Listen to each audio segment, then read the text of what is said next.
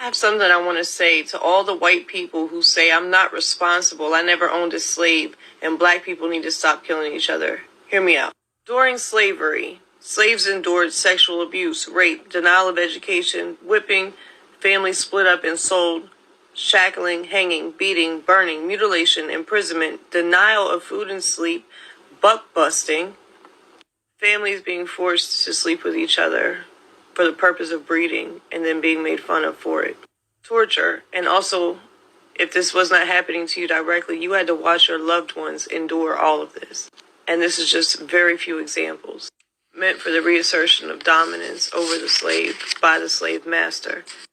And after the slaves were freed, they had to endure their babies being used as alligator baits, their skin being sold as fashion, being eaten as a delicacy, being lynched and burned alive.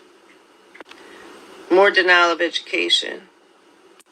Now they went from being forced to breed to being forced to be sterilized because white supremacists did not want them to have children. Sharecropping being just another form of slavery.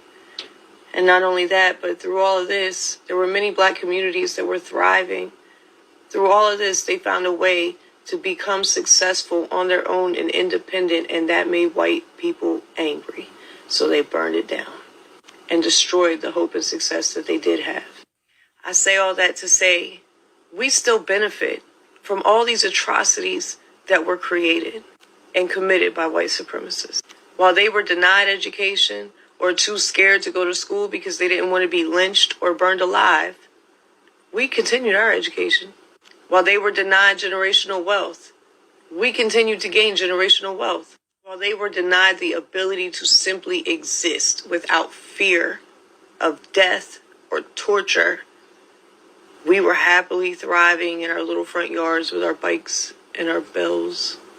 We benefit off of the atrocities that were committed. And if you, with a clear conscience, can honestly say that that's okay, then there is something severely wrong with you.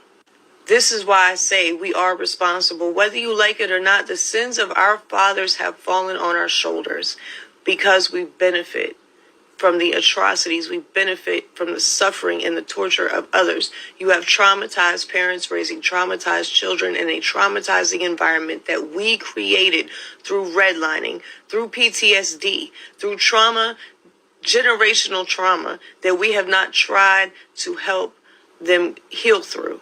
And we still continue to deny them opportunities. This is why I'm saying we have to stand up and do something.